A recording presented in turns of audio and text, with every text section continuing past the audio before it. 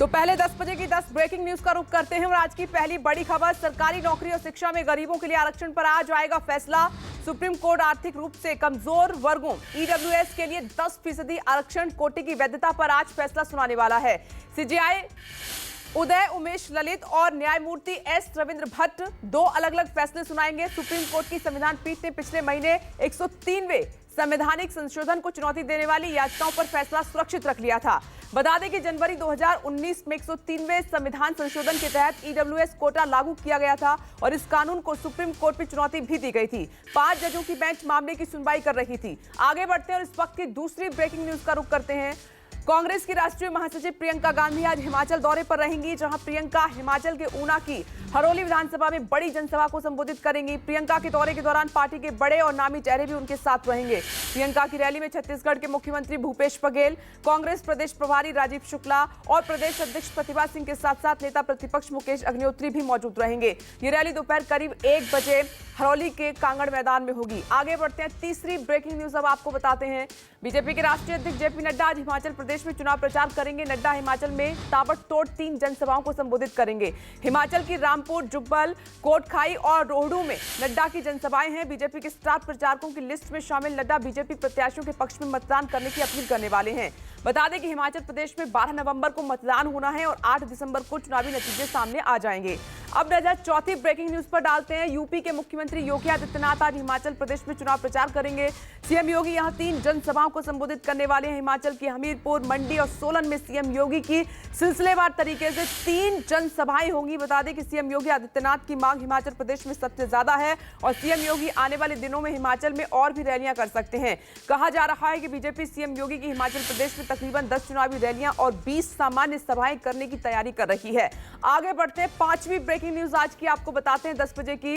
CM Kejriwal ने गुजरात चुनाव में पूरी ताकत झोंक दी है। गुजरात में पिछले 3 दिनों से प्रचार कर रहे, आज उनके गुजरात दौरे का चौथा दिन है। अरविंद केजरीवाल का आज राजकोट, रूरल, कालावड़ और जेतपुर में रोड शो होने वाला है, तो वहीं वे 8 नवंबर को जूनागढ़, केशोद और मांगरोल में रोड शो करेंगे। गुजरात की कुल 182 सदस्य विधानसभा के लिए पहले चरण में 89 सीटों पर और दूसरे चरण में 93 सीटों पर मतदान होगा। वोटों की गिनती 8 दिसंबर को होगी। आगे बढ़ते हैं, एक्यूआई में सुधार को देखते हुए एनसीआर में ग्रैब के तहत लगाई गई चौथे चरण की पाबंदियों को हटा दिया गया है और कल समीक्षा बैठक में यह फैसला लिया गया। हालांकि इस बीच ग्रैब 1 से 3 तक के नियम लागू रहेंगे। हालांकि बताया जा रहा है कि दिल्ली एनसीआर के इलाकों में अभी भी स्मॉग का स्तर काफी बरकरार है। और वहीं दिल्ली के पर्यावरण मंत्री गोपाल राय ने आज एक उच्च स्तरीय बैठक भी बुलाई है, जिसमें स्कूल खोलने को लेकर फैसला हो सकता है। बता दें कि लगातार बढ़ते प्रदूषण को देखते हुए दिल्ली में 5वीं तक के स्कूल 8 नवंबर तक के लिए बंद हैं। अब आगे बढ़ते हैं, आज झारखंड के सीएम हेमंत सोरेन की याचिका पर सुप्रीम कोर्ट में सुनवाई होगी, जिसमें कोर्ट ये तय करेगा कि शेल कंपनियों में निवेश और गलत तरीके से खनन पट्टे देने में कथित अनियमितताओं के चलते सोरेन के खिलाफ दाखिल जनहित याचिका सुनवाई योग्य है या नहीं। चीफ जस्टिस यूयू ललित की अध्यक्षता वाली पीठ ने 17 अगस्त को हेमंत सोरेन और राज्य सरकार की अपील याचिका पर सुनवाई पूरी होने के बाद फैसला सुरक्षित रख लिया था। सोरेन के खिलाफ गलत तरीके से खनन लीज आवंटन कराने और उनके करीबियों द्वारा शेल कंपनियों में निवेश का आरोप लगा है। 8वीं ब्रेकिंग न्यूज अब आपकी टीवी स्क्रीन पर। दिल्ली चुनाव आयोग ने आज सुबह 11 बजे एक सर्वदलीय बैठक बुलाई है। निगम चुनाव के मद्देनजर यह बैठक बुलाई गई है। बैठक का आयोजन कश्मीरी गेट के निगम भवन में किया जाएगा और उम्मीद यह की जा रही है कि बैठक में आगामी निगम चुनाव को लेकर सभी दलों के साथ चर्चा की जाएगी। बता दें कि दिल्ली में 4 दिसंबर को नगर निगम के चुनाव होने हैं और 7 को नतीजे आ जाएंगे। चुनाव की तारीख का ऐलान होने के बाद दिल्ली में 4 नवंबर से ही आचार संहिता लागू है।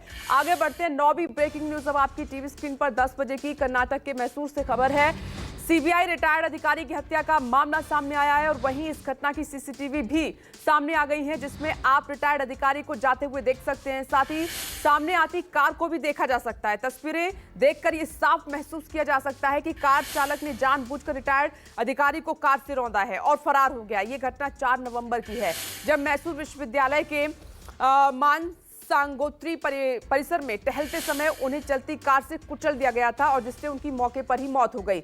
आगे बढ़ते हैं, 10वीं ब्रेकिंग न्यूज अब आपकी टीवी स्क्रीन पर। Chief justice of India justice U Lalit का कार्यकाल आज पूरा हो रहा है। कार्यकाल के आखिरी दिन वे ईडब्ल्यूएस कोटा केस पे फैसला सुनाएंगे। सीजेआई ललित फैसला सुनाने वाली 5 जजों की कॉन्स्टिट्यूशनल बेंच के अध्यक्ष होंगे और इस बेंच में उनके साथ जस्टिस चंद्रचूड़ भी शामिल होंगे, जिन्हें 50वें सीजेआई के तौर पर 10 नवंबर से कार्यभार संभालना है। वे 9 नवंबर को शपथ लेंगे और वहीं सीजेआई यू ललित के आखिरी वर्किंग डे पर उनकी अध्यक्षता वाली सेरेमोनियल बेंच की कार्यवाही को लाइव स्ट्रीम किया जाएगा। इस लाइव स्ट्रीम को सुप्रीम कोर्ट की वेबसाइट पर भी देखा जा सकता है।